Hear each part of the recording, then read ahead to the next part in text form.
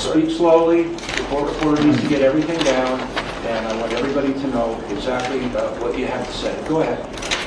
So, and I'll just stick with sort of the chronological order here. I'm not going to argue case law or anything like that, but aside from the fact that we lost 4 to 5 hours the night before our opening dealing with this, this morning, after we get an expert report last night that was in the possession of the lead case detective in this case, not some random police officer. Detective Flores is the case detective in this case. I have to believe he understood the importance of that report. He testified at the preliminary hearing.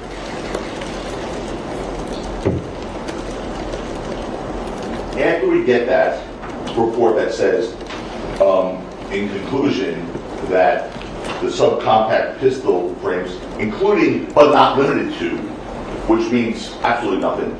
So it could be a universe that we don't even understand of other pistols, and then goes on to list 3 of them here. This morning, we got another 28 pages of backup data on this. Backup lab, I guess, report that normally comes with a conclusion report. We got this morning. And I find it hard to believe that the lead detective in this case didn't bring it to anyone's attention from the district attorney's office until after a jury was impaneled the night before opening statements. I mean, something that they now are saying is such a crucial piece of evidence.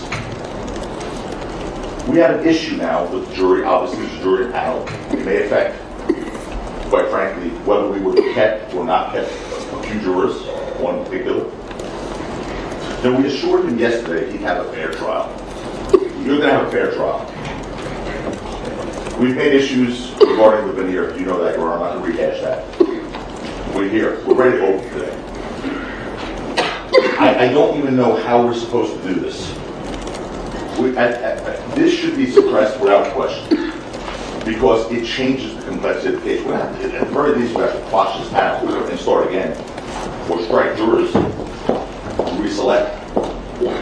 I mean, I think even the district attorney said, okay, well, continuance is appropriate.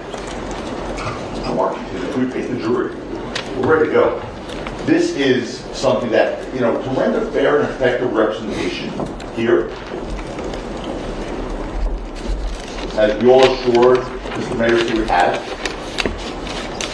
in the midst of a trial that's already underway, we would need to locate and retain our own expert to conduct a scientific analysis.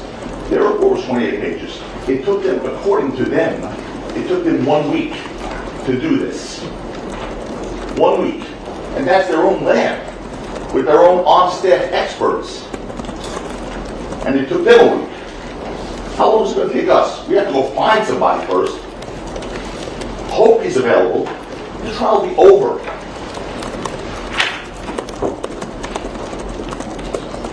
We also have to make arrangements for the physical examination of the casings, scientific testing. I mean, if you look at their report, they cite some of the basis for their findings is of the internet.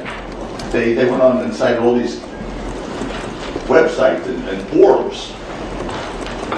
I mean, there is so much work to be done here to even understand this conclusion. All right, so what are you seeking? What am I seeking? What are you asking for? Your Honor, I'm asking, and our letters laid it out. I don't need to rehash it, but our letters laid out pretty clearly what we're asking for. There's no way to proceed in this case if this is admitted. We have to either strike this whole panel. We need a continuance. We have to start again. What I'm asking for is you conclude this. This is after the jury was impaneled. This is a major piece of evidence that will require us to do a lot of expert work that took them, their own department, a week to do. That's the only thing I'm requesting. Short of that, Your Honor, I can't even open if this is coming in, because I have to deal with the address. I don't even understand it. And it's on the way to court, we have 28 pages of backup data. So that's what I'm requesting. I'm requesting this to be concluded. It's after the jury's impaneled here. Sealers pointed out, there's also a balancing argument under 352. which I think is also something that's relevant here, including not limited to, but you know, we have this whole, I don't know what to say here, Your Honor. I really don't. I want to make sure he gets a fair trial. He's here, we're ready to go. We all assured him he'd get a fair trial, and this is, I've never seen anything like this. I'm not going to talk about the other witnesses, the late Brady disclosures, or the witness we got the name of for the first time last night. I'm not whining about that. I know that's what they want to keep doing. We both have had issues with that. That's fine. I will not make it an issue of it anymore. You've already ruled on that. Period. End of story. This is now a new one. You know, I don't want to get into, I told you so. Many people said to me this morning, I told you so, that this was going to happen. And I'm trying to keep my composure, Your Honor. I don't know if I've ever been this upset in a courtroom. In my whole career, both as a prosecutor and a defense attorney, I got to be honest with you. This is not right. It's not fair to him. Hold on. Mr. Siegel, do you want to? The only thing I wanted to say, I don't want you to repeat what Mr. Tacopina said. If you want to add something new, no, you're welcome to it. I want to add something new. Go ahead, dovetail what he said with respect to the 352 arguments, and that is the report says that the characteristics include are not limited to certain firearms. That means the universe of firearms in this case, based on the face of that report, is extensively broad. So given that, Your Honor, I think even just the probative value of this is substantially outweighed by the danger of undue prejudice, separate and apart from the late disclosure. So it should be excluded on 352. But that's secondary to the fact that it's just incredibly late at this stage for all the reasons that Mr. Tacopina said. So I'm just adding an additional factor. All right, what I'm hearing from you then, it seems like you're talking out of both sides of your mouth. The defense is like it's irrelevant. However, it's so prejudicial that it shouldn't be allowed in. It's so inculpatory that it shouldn't be allowed in. No, I don't think anyone said it's so inculpatory. We don't understand. Saying it's inculpatory is not accurate. I didn't say it's inculpatory, he didn't say it. What he said was there's a balancing test because he says including but not limited to. All that simply means is not that it's not inculpatory, not that we just don't understand what this means. Not limited to means there's a universe of guns that have to be tested now. I don't know what not limited to means. So how many pistols does not limited to include? How many firearms does not limited to include? That's what it means. Okay, who wants to speak to the people? Go ahead, Mr. Arnold. I want to take things one step at a time.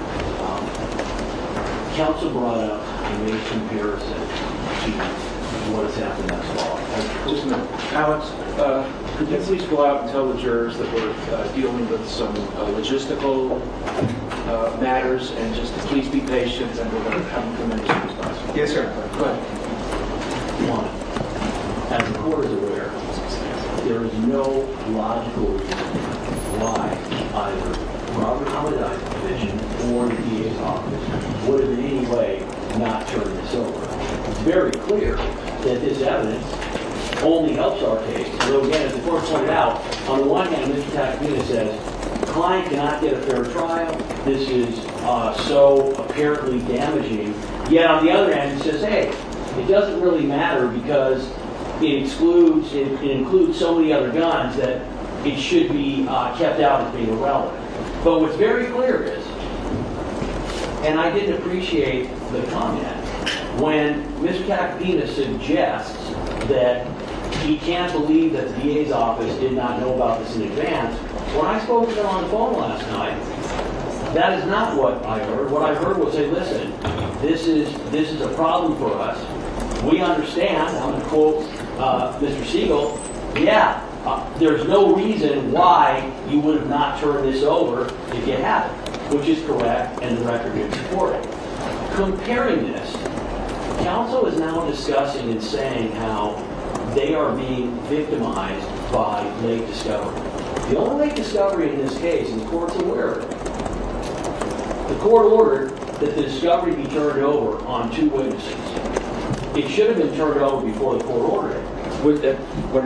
I don't want to deal with something that we've already dealt with. Oh, I understand about the 2 defense witnesses. Okay. We've covered that. Right. Just deal with the present issue. So, what counsel did is, he cited last night, he sent to the court a case called Hughes, 2020 case, 50 cal at 5th at 257. He included no facts about that case. At 2 in the morning, I went and I read the case, and I then sent an email. That case, so the record is clear, involved a situation where there was a Watson murder and where the defendant was being tried on a theory that his alcohol intoxication had caused the accident. The investigation had been done by the MATE team, and they had determined that in fact it was speed and not alcohol. This was a very huge problem for the prosecution because that was the theory of their case. Apparently, the head of the MATE team started redoing a separate investigation, which the evidence suggests the prosecutor was well aware of. At the very least, and as the Court of Appeals said, the prosecutor was given information that in fact the MATE lead detective now had a new opinion contradicting the prior opinion that in fact, in actuality, it was caused by alcohol and not by speed. Instead of turning this over to the defense, the prosecutor literally had the witness on the stand in front of the jury. He then pauses, looks over at the defense and says, hey, by the way, here's the diagrams and here's the information that he's going to be testifying to. Defense is obviously horrified because it's the entire case. The defense asked for a mistrial. They asked for a continuance. They were both overruled. The Court of Appeals said, hey, listen, obviously the suppression of evidence, as the court is aware, and under the statute, is the last option a court can utilize, only after every other option has been determined to be not harsh enough or not accurate enough in addressing and solving the situation. The Court of Appeals said, hey, listen, Judge, you had a chance to do less remedy. You didn't do it. The jury ended up convicting, and the case was reversed. To compare that case to the facts of this case, it is distinguishable for the following. Number one, that evidence was not just inculpatory, it was the entire case. Number two, the prosecutor, for a tactical advantage, which the Court of Appeal basically said in a footnote, that although the original trial judge had found no prosecutorial misconduct, that in essence the record didn't support it, meaning that there was misconduct that the prosecutor knew. The prosecutor decided, for a tactical advantage, that he was not going to turn it over. He then did it while the witness was on the stand. He then opposed any continuance or mistrial. Here's what we have. We have evidence, which it is inculpatory. It's inculpatory because the defendant is found at his location, at his house. There is a 9mm magazine for a Glock 43, and there's no Glock 43 to go with it. So it's just a magazine. We already knew that the defendant had the Glock 43 magazine, and we knew that these were 9mm casings. The difference now is that there's going to be evidence that suggests that a Glock 43 is more likely to have put the marks on the expended casings than many other firearms. So the idea that this would be excluded under 352 is patently absurd. The idea that Hughes is in any way authority for what they're asking is also absurd. We talked to the lab this morning. First, what we are proposing is that we will not mention this evidence in this case in opening. We will wait and see how the case develops. As the court is aware, and the court is aware of this from the discovery of the witnesses that we got the day before we started trial.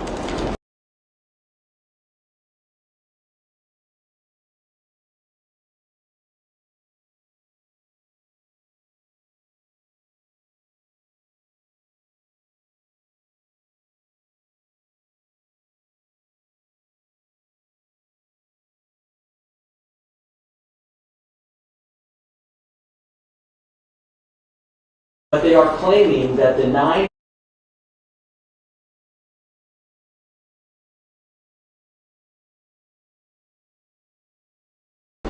which was found at the defendant's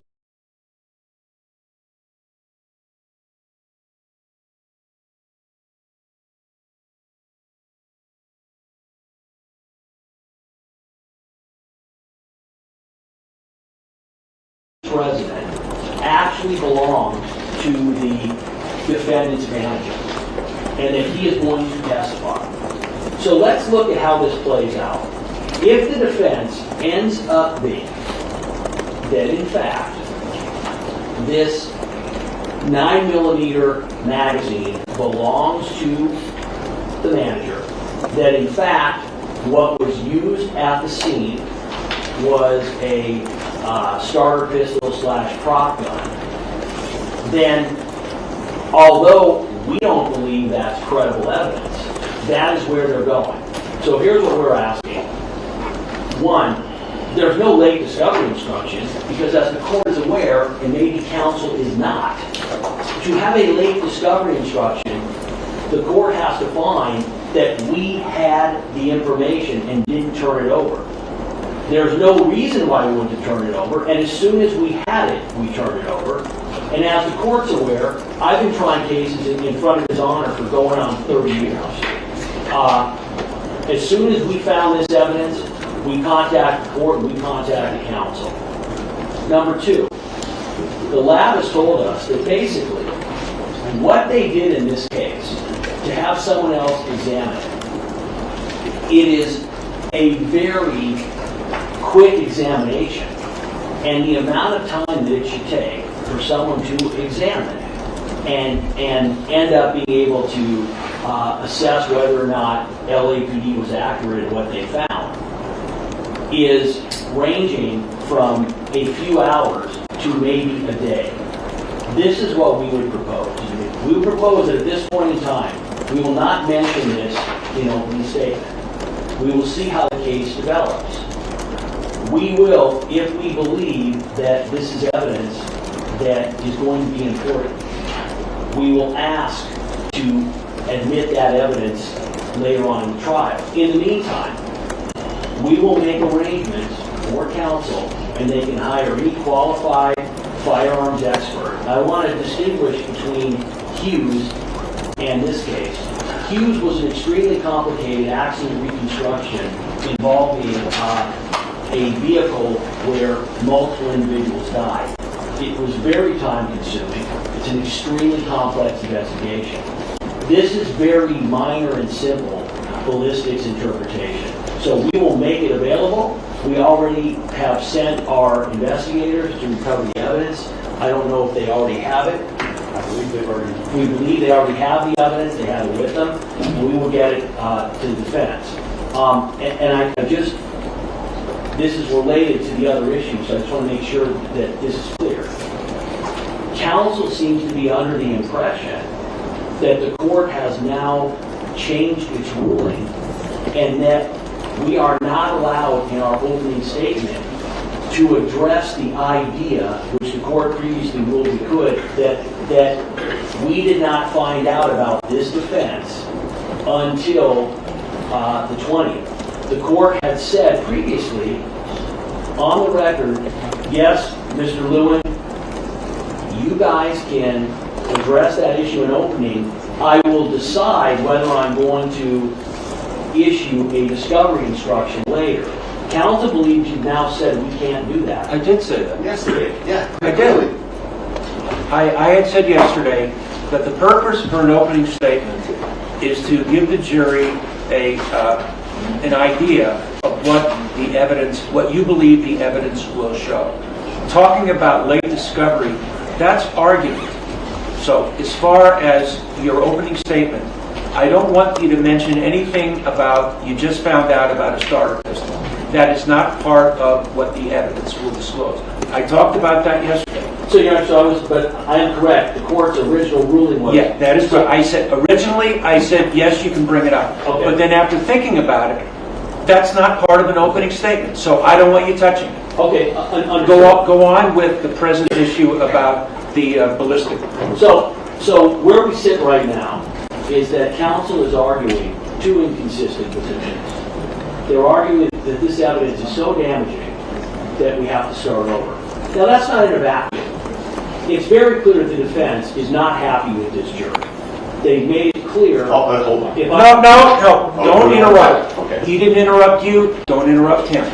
It is very clear by the comments the defense has made in court, where they have repeatedly said that their client is not getting a fair trial because of what they believe is the composition of the jury, the fact that they have filed a writ, the fact that they have continued to bring this up, leads to the inescapable conclusion that what they are looking for is a way to start over. I believe, Your Honor, that what we have proposed is more than fair, because in the end, Your Honor, they're arguing it both ways. As the court mentioned before, I ever pointed out, they're arguing, if you let this in, Judge, my client can't get a fair trial. Oh, by the way, what's the value of this anyway? What does it matter? Again, my position would be the second argument is inaccurate. It is evidence that is helpful to our case. It doesn't prove the case by itself, but it is definitely helpful. It is not irrelevant. It's not 352. All right, you don't have to go on. Okay. I believe I have enough information to make a decision. All right, Reserve, please. No, you can't. I can't respond to what he just said about the jury. It doesn't matter about what he said about the jury. That has stop. That has no bearing on any decision I'm going to make. There's a record, though. There was a record. I don't believe that you are unhappy with the jury. Mr. Lewin might say you're unhappy with the jury, but I don't believe you are. If you were, you wouldn't have accepted the jury. I believe that both sides are satisfied with this jury and that both sides will get a fair trial. You don't need to respond to it because it doesn't matter whether he does or does not think you're happy with the jury. I believe that you are satisfied with the jury. All right, here's the way I want to deal with the latest, recently finding out about this ballistic report. Everybody at the table, all counsel, to me, has great credibility. I accept what all of you say. I don't believe that there's been any nefarious conduct by anybody. If this late report involved, all of a sudden it was disclosed that a witness, an additional witness positively identified Mr. Mayers as the shooter, that would be very critical and crucial. If a witness came forward and said, yeah, Mr. Mayers confessed to me that he shot ASAP relative, that would be very critical and crucial.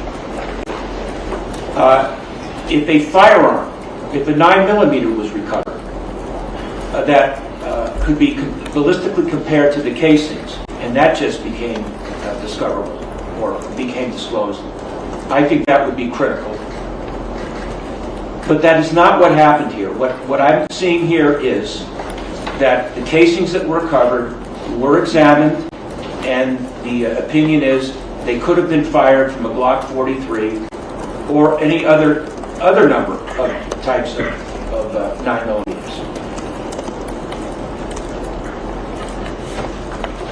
You have said that, well, now you want to hire a ballistic expert. But that's not fair to you and your client. So this is what I am proposing. We have a list, a Superior Court list of firearm examiners that have been recognized as experts. My star judicial assistant over there, Alice, will print out that list. Ms. Kaplan is an attorney who practices in this area. If there is someone on the list that you want to hire, contact that person and tell them this is crucial that the ballistic evidence be examined now, not later, but now. The court will pay for it. Mr. Mayers will not have to pay for this. We will. If the firearms examiner wants extra money because it's a rush, the court will pay for it. If you are not satisfied with the people on the list, then if you want to find your own examiner who will do the examination, the court will pay for it. If it's necessary that I speak to the examiner to impress upon the examiner the importance of getting this done ASAP, I'm glad to do that. I am providing my cell phone number to all of you. If you need to call me any time of the day or night, I will speak to you. I will speak to a firearms examiner. If you feel it is necessary, Mr. Tacopina, we can be dark on Monday. But I'm not excluding the evidence. I don't find that there is any nefarious conduct. The evidence is relevant. It's not a smoking gun, but it is somewhat inculpatory. But in and of itself does not mean that your client is guilty.